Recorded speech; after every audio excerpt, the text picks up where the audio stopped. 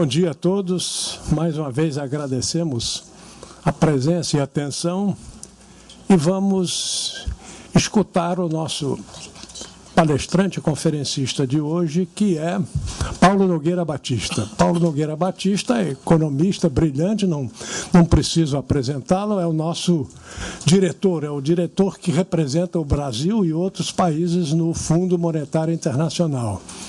E, naturalmente, com essa sua experiência, com a visão, né, importante que ele tem da economia mundial e especialmente da questão do financiamento, do desenvolvimento, vamos ver com muito interesse todo o que ele nos tem a dizer sobre as novidades que estão surgindo no mundo em matéria de financiamento do desenvolvimento.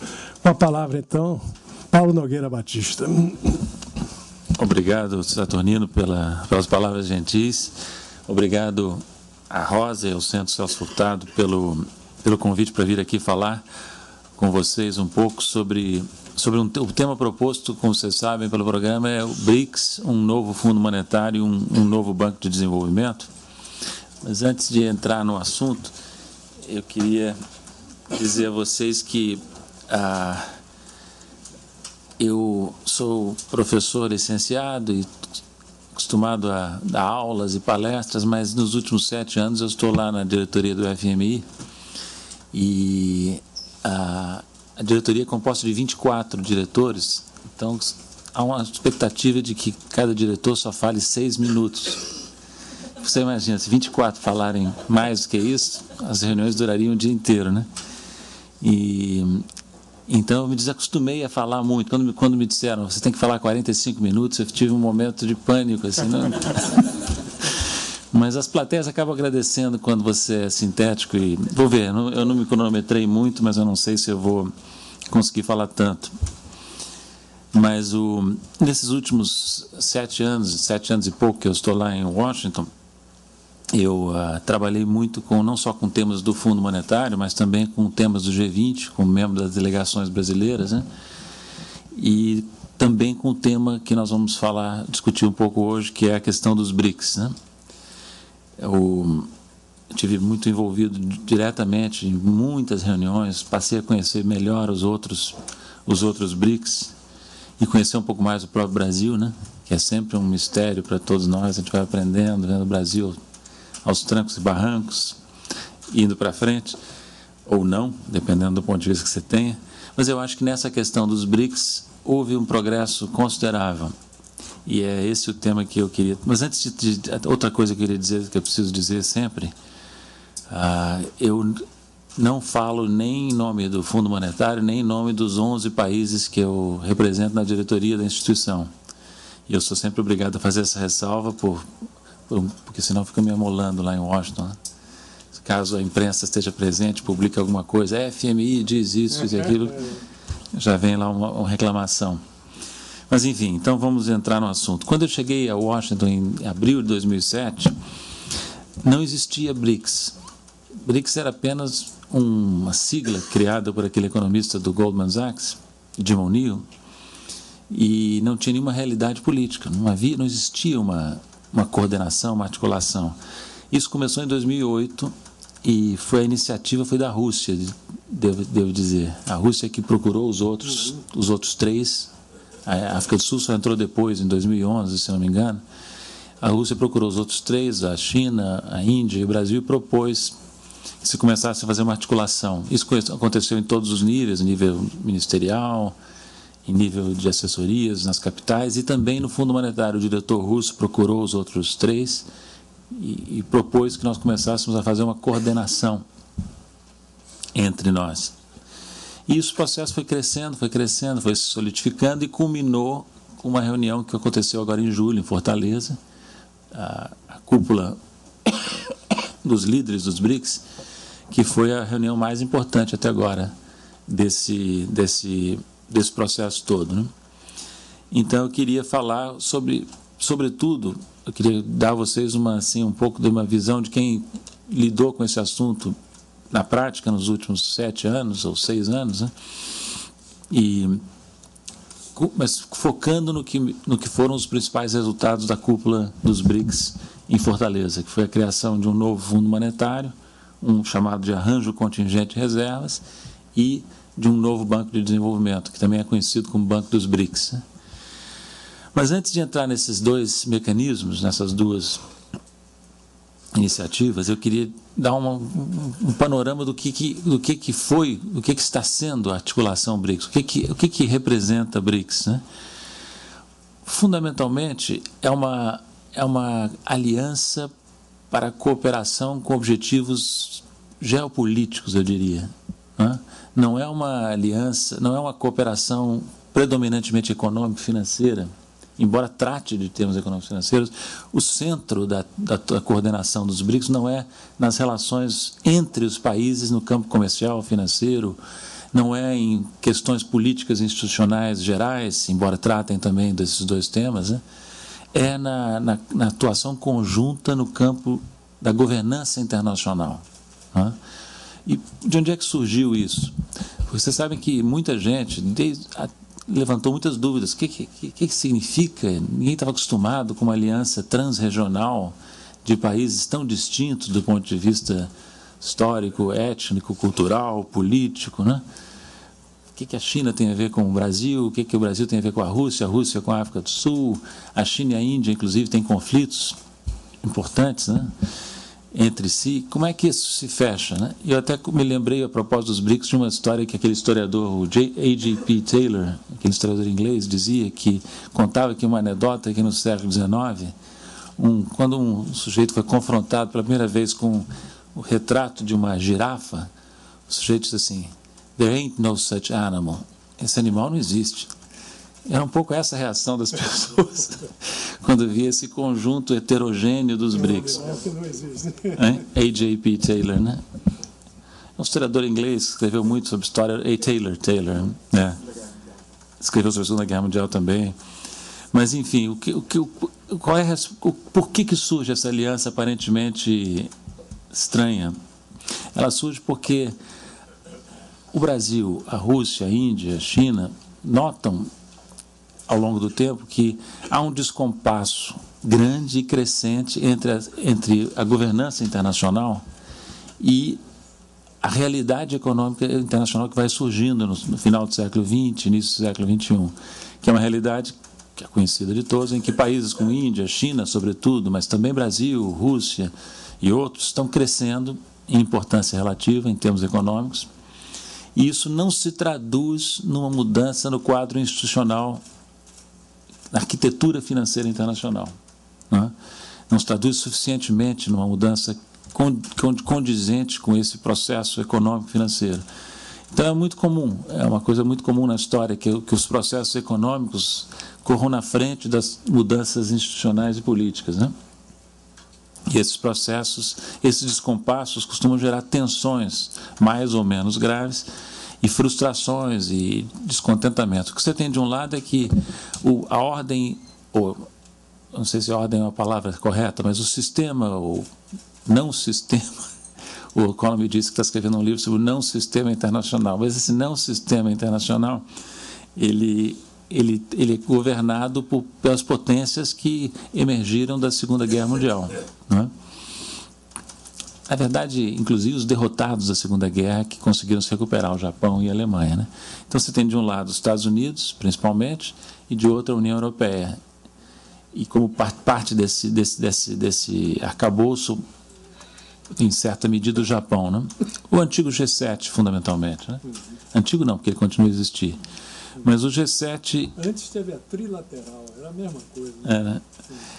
Então, que esse grupo esses países, notadamente os Estados Unidos, Inglaterra, França, etc., criaram um arcabouço mundial, que no campo financeiro, campo econômico-financeiro, são as duas instituições sediadas em Washington, né?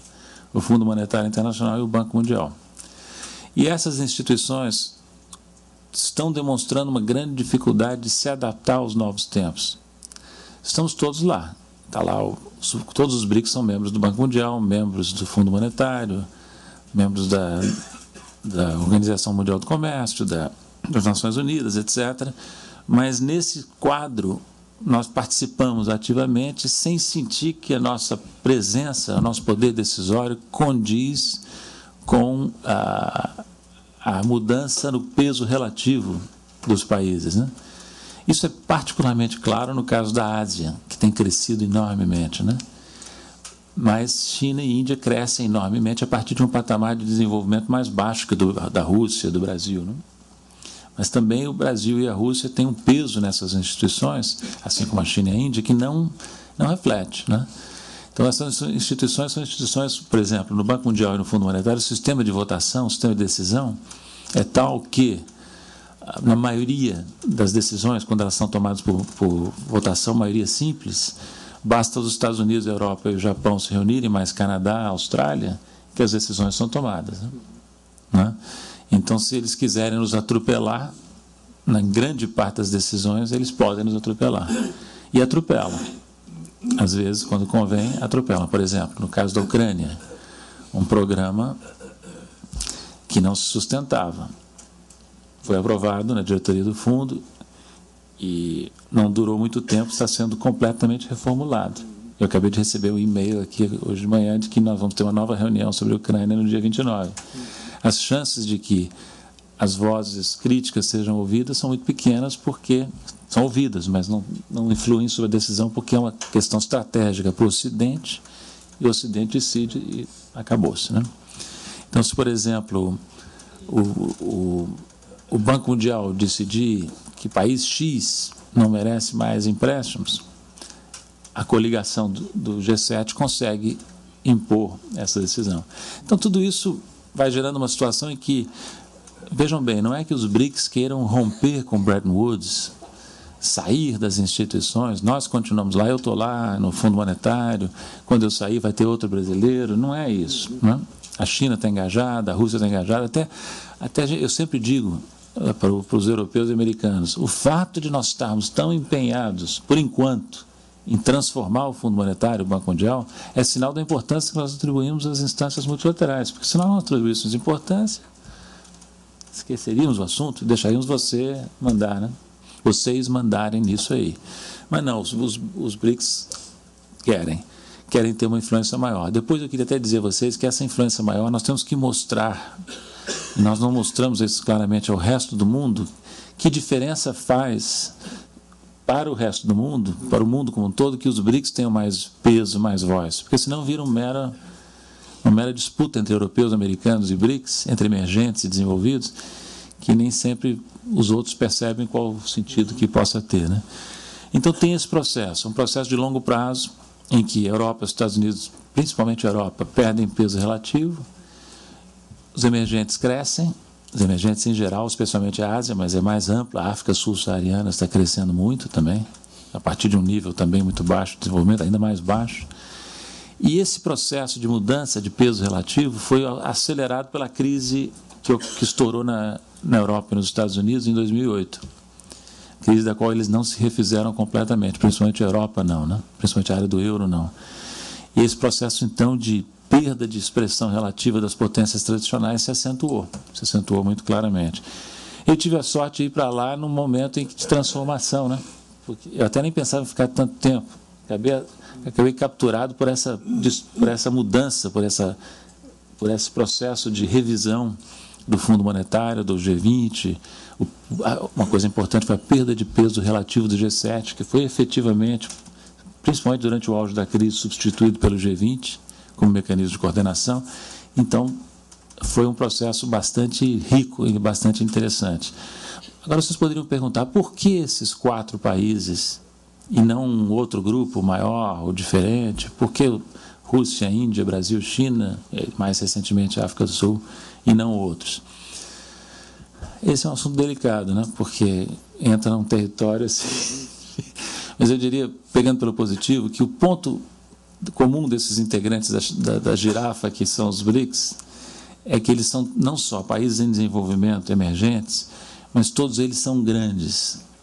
E tem um tamanho de... A África do Sul é um caso um pouco diferente, menor, mas os 4 BRICS originais são países de grande porte, em termos geográficos, populacionais, econômicos, e são países que, por isso e outras circunstâncias, tem uma capacidade de atuar com autonomia em relação às potências tradicionais, o que não é verdadeiro para a grande maioria dos países em desenvolvimento, mesmo alguns grandes, ou de porte médio.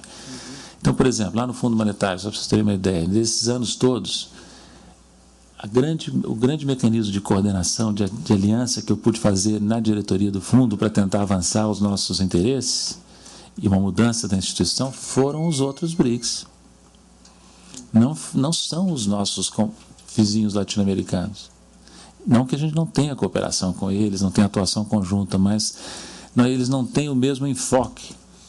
Ou estão tão assoberbados por suas crises e por suas dificuldades que não conseguem ter uma atuação eficaz.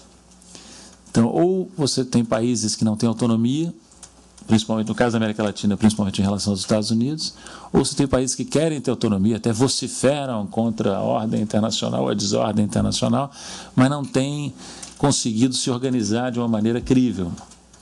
Então, os BRICS estão nesse campo, vamos dizer assim, intermediário, que é um campo em que você tem países que atuam com autonomia, mas que não são países, mas que são países que têm porte suficiente e engajamento suficiente com o sistema, com a economia internacional, para não quererem também virar a mesa. Entende? Essa que é a realidade. Nenhum desses 4 países, dos 5 países dos BRICS, está querendo romper com o Fundo Monetário, romper com o Banco Mundial, virar a mesa. São agentes que querem participar, que querem se envolver, mas que não encontram, da parte dos Estados Unidos e da parte dos europeus, uma compreensão suficiente da mudança que ocorreu no mundo, né? Uma coisa que eu vou dizer a vocês, os americanos são tão curiosos como a mentalidade americana, a atuação internacional deles é tão peculiar, que mesmo quando você tem um acordo com eles 100% num certo assunto, é difícil atuar em conjunto com eles. Porque eles não têm a capacidade, não têm hábito, eles estão habituados a serem o que eles falam às vezes, né? Um país especial, né? Um país com uma missão especial, com uma autoridade especial. Então, é difícil a articulação com os Estados Unidos, mesmo quando há uma coincidência de opiniões. E vocês sabem, vocês estão vendo aí, descaradamente, que os Estados Unidos estão com uma dificuldade enorme de atuar internacionalmente. Isso, conjunturalmente, é atribuído ao ministro tal, ao presidente Obama, ou a isso, aquilo, a irresponsabilidade do Tea Party, mas, na verdade, é uma coisa estrutural, né? Os americanos ficaram overextended no mundo e estão tentando o Obama está até tentando pull back, né? Se retrair, mas o processo é extremamente difícil, é muito difícil descer para os europeus se acostumarem que a Europa não é mais o centro do mundo já há muito tempo, né? Até hoje eles se portam como se fosse. Os americanos se acostumarem que o mundo não vai ser mais aquele momento unipolar do fim que veio depois da União Soviética, passou e não vai voltar. Isso tudo é um processo muito difícil. A China vai ser maior do que os Estados Unidos em termos econômicos, em termos absolutos. Vocês sabem, não sei se sabem, mas quem mora nos Estados Unidos sente, como para os americanos é difícil aceitar que nós não vamos ser mais o número 1, tá? Em termos absolutos. Ainda que a China demore muito, muito tempo para alcançar os Estados Unidos em outros aspectos, né? PIB per capita, influência cultural, etc, etc. Então é isso, esse é o pano de fundo dos BRICS, né? Os BRICS tiveram 2 fases, eu diria, desde a sua criação como aliança política. De 2008 a 2011 foi uma fase de coordenação que nós fizemos no G20, no FMI, no Banco Mundial. Os encontros dos BRICS começaram a ocorrer regularmente, né? Estabeleceu-se um regime, as reuniões mais importantes são as cúpulas anuais que acontecem nos BRICS. A primeira foi na Rússia, e depois, em seguida, foi percorrendo a sequência, e a última foi agora, a mais recente foi agora em Fortaleza, o Brasil presidindo, né? Mas a fase mais interessante dos BRICS, a meu ver, começou em 2012, quando na cúpula de Nova Delhi, na Índia, os líderes dos BRICS resolveram estudar, foi uma iniciativa da Índia, resolveram estudar a criação de um banco de desenvolvimento. E poucos meses depois, na reunião de Los Cabos, numa reunião dos líderes dos BRICS, à margem da reunião do G20 em Los Cabos, no México, foi lançada a ideia de estudar a conveniência de se criar ou não um fundo de reservas, o que deveria ser chamado de de arranjo contingente de reservas, uma espécie de fundo monetário dos BRICS, né? E desde então, desde 2012 até Fortaleza, foi iniciado aliás, deixa eu dizer que, a bem da verdade histórica, a iniciativa de um fundo monetário dos BRICS foi do Brasil, assim como a da Índia, a do banco foi da Índia, no caso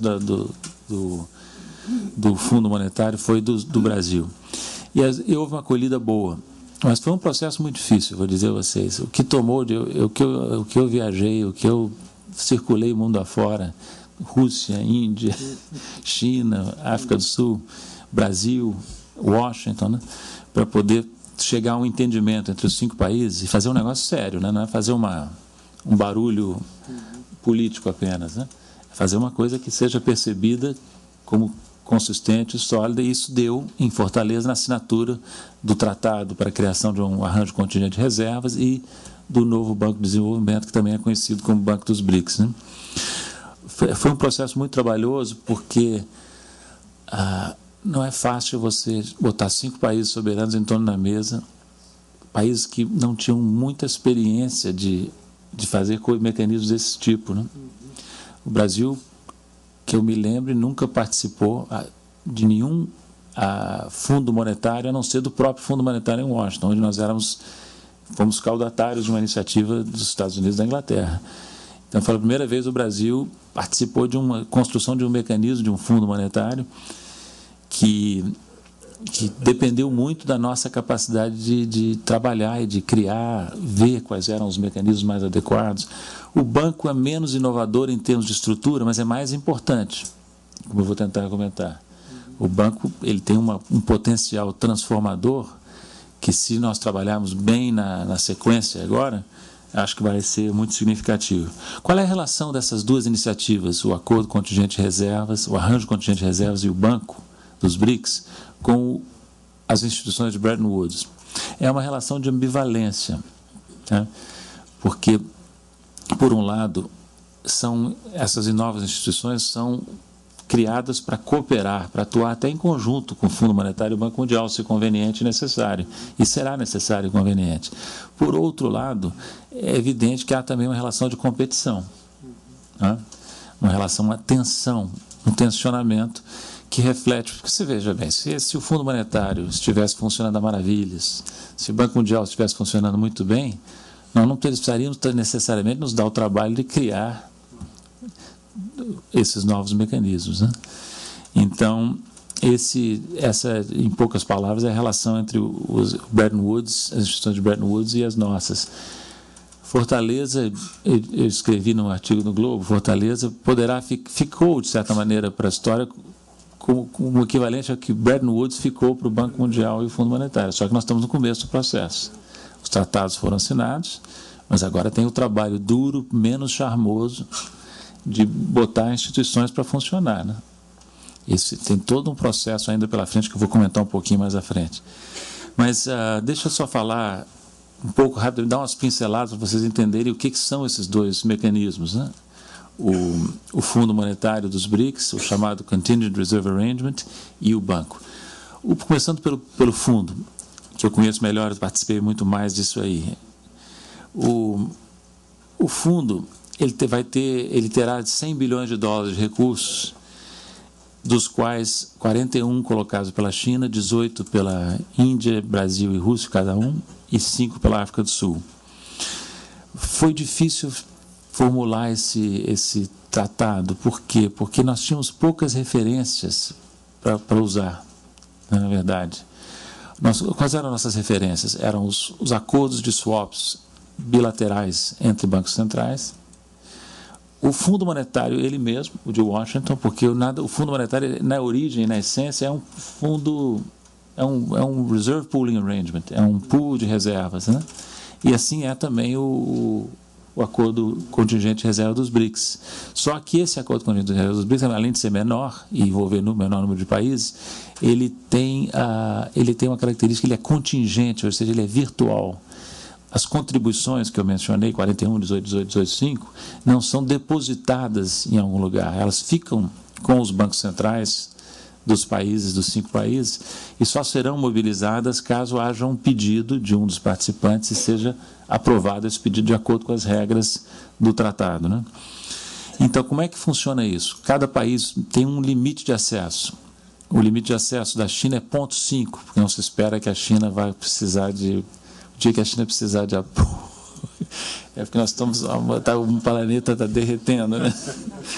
A China está entrando, na verdade, como grande backstop do arranjo, né? Mas também a Rússia tem reservas muito altas, o Brasil tem reservas altas, a Índia também menos, a África do Sul também tem menos, mas também tem uma reserva significativa. Então, o que esses países fazem? Colocam um pedaço das suas reservas relativamente pequeno à disposição. O total das reservas dos BRICS são 4 trilhões e 500 bilhões, se não me falha a memória. E nós estamos fazendo um fundo que inicialmente tem um valor de 100 bilhões, né? Então, a África do Sul, por exemplo, pode acessar o dobro do que ela comprometeu de forma contingente, ou seja, 10 bilhões de dólares. O Brasil, a Índia e a Rússia podem acessar com multiplicador de 1, ou seja, 18. Né? Então, o Brasil não... Por exemplo, se o Brasil tiver uma situação de emergência, precisar de sacar o máximo, ele saca 18 do que corresponde ao compromisso virtual dele. Mas, ao pedir, ele sai do pool de provedores potenciais de recursos. Ele passa a ser um requesting party, né? Qual é a vinculação com a FMI? A vinculação com a FMI é bastante significativa. O Fundo Monetário não participou, de forma alguma, não assessorou, a não ser por meu intermédio, na medida em que eu sou funcionário do Fundo Monetário, mas isso foi construído pelos países. Mas estabeleceu-se um mecanismo, aliás, eu devia ter dito antes, a única referência, o único parente próximo que existe desse arranjo é o Acordo de Chiang Mai, no leste da Ásia. A grande dificuldade é que um dia eu tenho que entender melhor isso. Esse acordo existe há muitos anos, desde 2000. É um acordo que envolve o Japão, Coreia, China e os 10 países da ASEAN. E até hoje esse acordo não é público. Então, nós não conhecemos o parente próximo. Eu nunca vi o acordo integral. Às vezes os chineses nos davam sugestões, aquele jeito chinês, meio opaco, e que a gente percebia que eram sugestões que eles estavam tirando de Chiang Mai, né?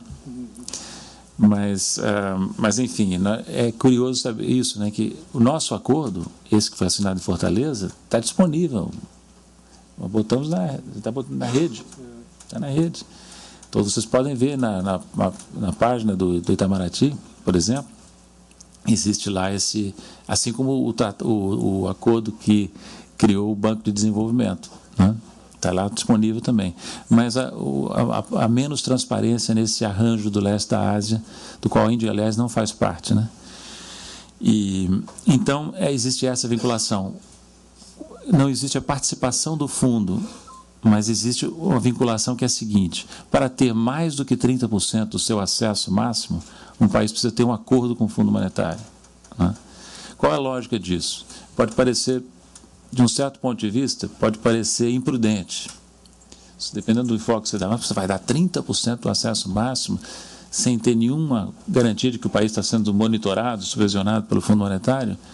Por outro lado, você pode dizer, mas isso não era para ser uma coisa, uma alternativa, porque vai ter essa vinculação, a grande maioria dos recursos. E nós tentamos aí fazer um equilíbrio, sabe? Porque nós também não temos condições nem interesse de ficarmos eventualmente impondo condicionalidades a um país que precisa de apoio, né? Então, no fundo, essa vinculação com o fundo, que é importada do modelo de Chiang Mai, é uma forma de terceirizar a supervisão. Terceirizar. No futuro, pode ser que os BRICS evoluam para criar uma unidade própria, física, com sede, funcionários, economistas, produzindo relatórios, reuniões de diretoria e tal, mas é ainda cedo para isso, né? O arranjo terá 2 instrumentos, um instrumento preventivo, precautionary, e um instrumento de liquidez.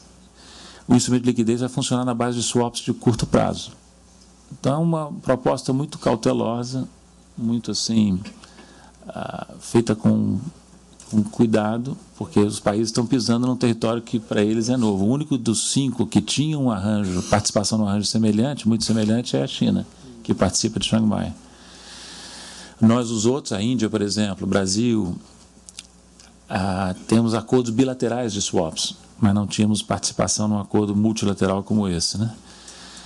Como é que funciona? Qual é a ideia? A ideia é que esses países não necessariamente vão precisar de pedir dinheiro, pedir apoio financeiro a esse fundo, né? Mas a própria existência do acordo já tem uma função preventiva, já dá um sinal de estabilidade, já dá uma cobertura, um backup, né? Esse é o sentido do... Como é que a governança do fundo vai ter um conselho de governadores em nível ministerial e vai ter um comitê operacional que vai funcionar mais frequentemente. Mas será com base nas capitais, não vai haver a criação de um... futuro pode haver, como eu disse, mas por enquanto serão conduzidos a partir das capitais, pelos bancos centrais, ministérios de finanças, né? Esse valor de 100 bilhões é um valor inicial, poderá ser aumentado, outros países poderão entrar, mas não há assim, a expectativa de que isso seja feito no curto prazo. Para que outros países entrem, ou para que o valor seja aumentado para além de 100 bilhões, tem que haver uma emenda ao tratado, né? E outra dificuldade, viu, Saturnino, que nós tivemos, é que dentro dos próprios BRICS, dos nossos países, havia muitas dúvidas, muito medo. O que nós vamos fazer? Vamos comprometer nossas reservas? Vamos criar um banco que vai emprestar e vai de maneira pouco séria? Havia muitas dúvidas também do nosso lado dentro. Então, o processo foi muito difícil de autoconvencimento também de que isso podia ser. Por que saiu? Saiu porque, no nível mais alto, no nível dos líderes, havia um engajamento, havia uma vontade de fazer, né? Porque se dependesse dos técnicos de alguns países, nós estamos ainda discutindo. Foi um processo extremamente penoso em que, frequentemente, tinha que subir até o nível dos líderes para desempatar, né? O russo estava com dificuldade, mas não estou falando da Rússia pós-crise na Ucrânia, não, né? Já a Rússia antes, a Rússia de 2012, de 2013, havia uma dificuldade a nível técnico, os russos subia lá para o Kremlin e o Kremlin dizia, não, vamos em frente, né? A China sempre esteve engajada, sempre esteve engajada.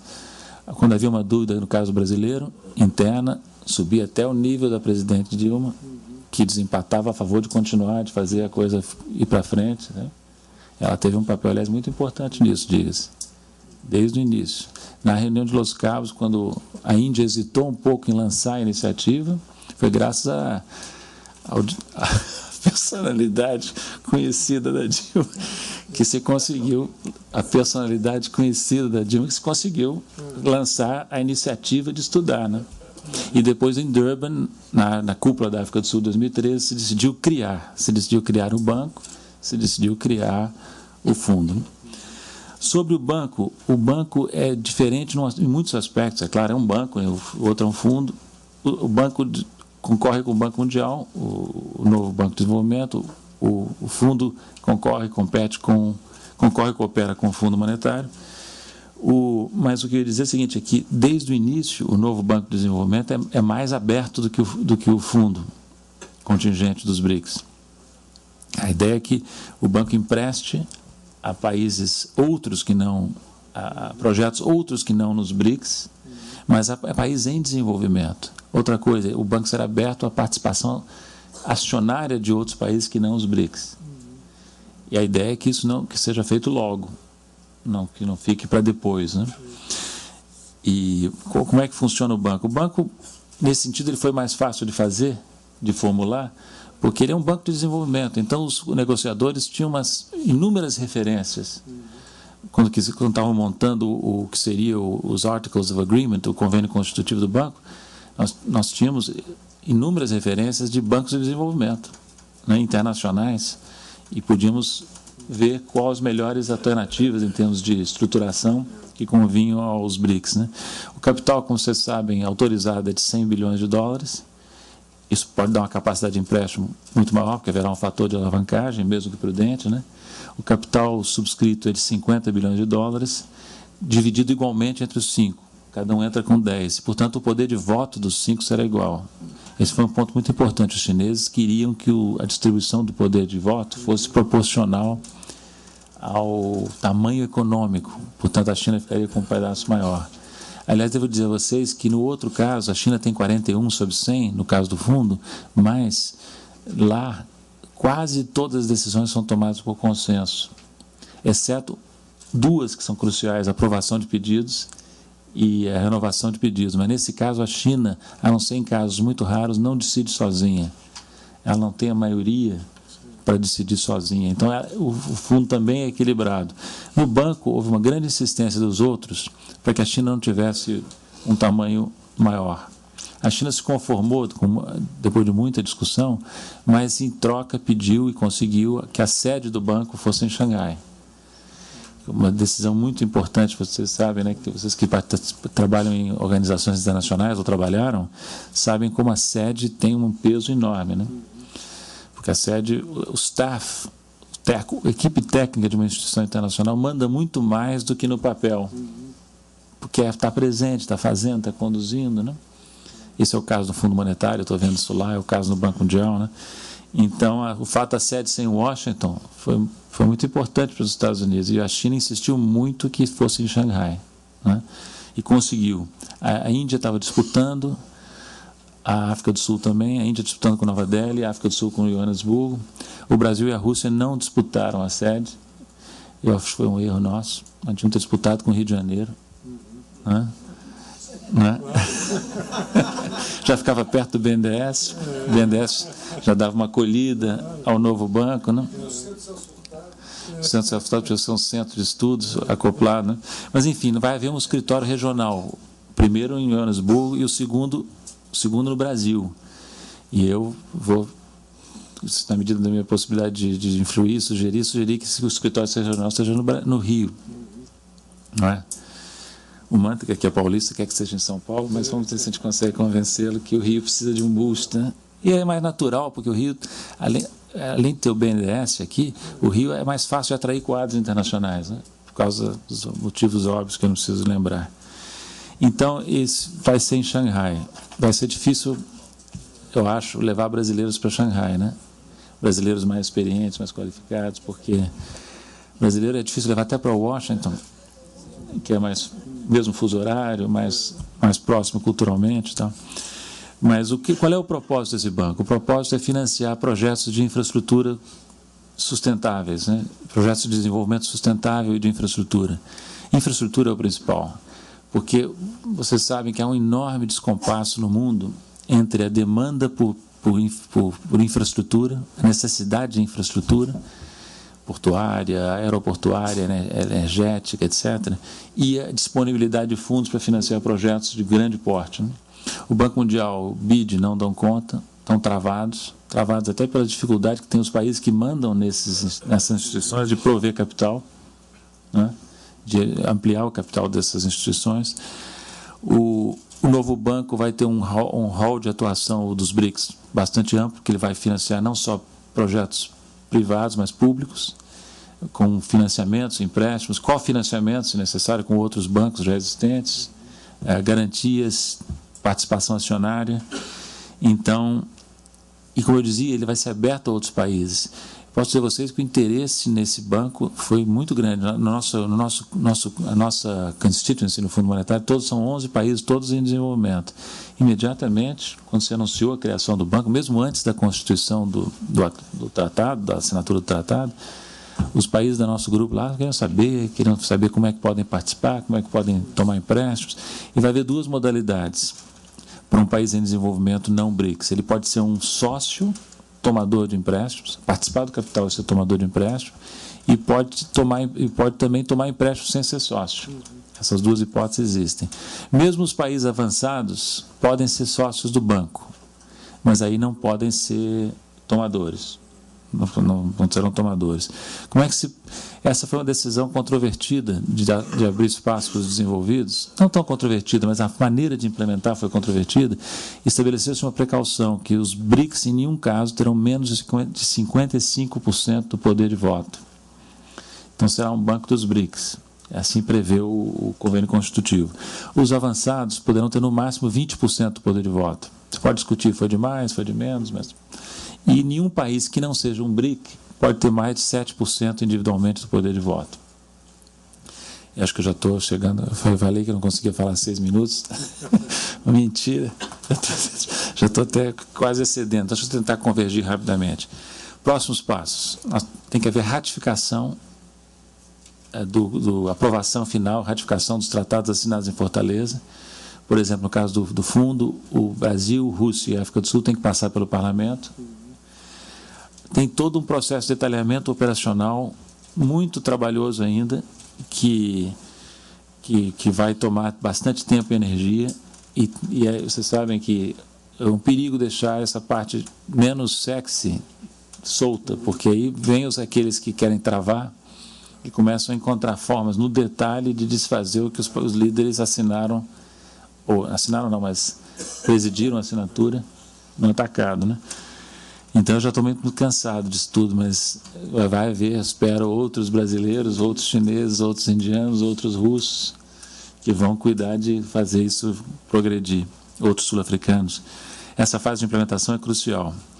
Agora, eu volto a dizer, a título de conclusão, é muito importante, eu acho, eu sempre digo lá para meus colegas BRICS, né, que nós temos que mostrar, nós brasileiros, indianos, russos, chineses, sul-africanos, por que interessa ao resto do mundo que a gente tenha mais voz na governança internacional. Porque, senão, vai ficar uma... Ah, tá bem, a Europa perde peso, os Estados Unidos perde peso, a China cresce, a Índia cresce, e daí? Né? Qual a diferença que faz para os africanos, que faz para os outros latino-americanos, para os outros asiáticos, né? Nós temos que mostrar qualitativamente a nossa atuação desde já no Fundo Monetário, no Banco Mundial, nos outros bancos, nos novos mecanismos que foram criados em Fortaleza, que nós vamos fazer uma diferença. E nós temos potencial para isso, eu acho que nós temos. Somos seres humanos, portanto, cheios dos vícios e problemas e abismos dos seres humanos. Mas somos seres humanos que até recentemente sabíamos o que era ir ao Fundo Monetário para pegar um empréstimo, depender das vicissitudes do Banco Mundial, né? Mudou tanto o mundo que eu mesmo, na minha geração, eu mesmo, fui nos anos 80, Conceição lembra dos nossos dramas todos lá, né, que a gente falou tanto sobre isso. Fui devedor do Fundo Monetário, fui lá, tinha que aturar aquela negociação com o Fundo Monetário, com o Banco Mundial, com os bancos privados, né?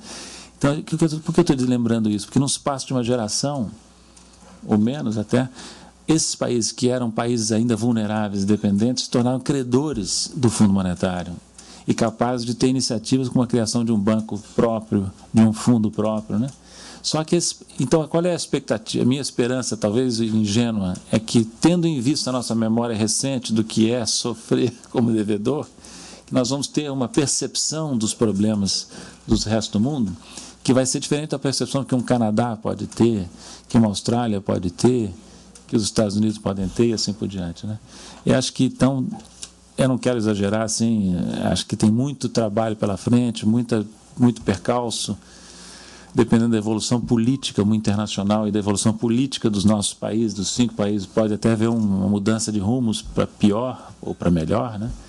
Mas eu acho que nós estamos dando uma contribuição importante nos BRICS para uma transição para um mundo mais multipolar e potencialmente mais equilibrado. Obrigado.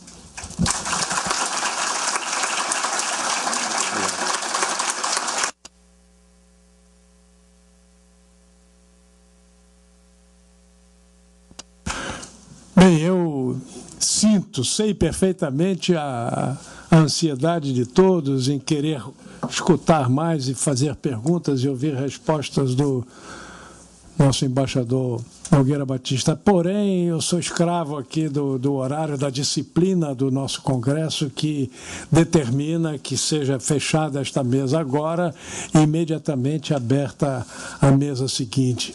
Mas, enfim, acho que em nome do Centro Celso Furtado, em nome de todos, queremos agradecer profundamente a presença, a disposição e os esclarecimentos prestados aqui pelo nosso embaixador e diretor nosso no Fundo Monetário e no fundo, também criador, um dos criadores das novas instituições, que é Paulo Nogueira Batista. Muito obrigado e está encerrada a nossa sessão.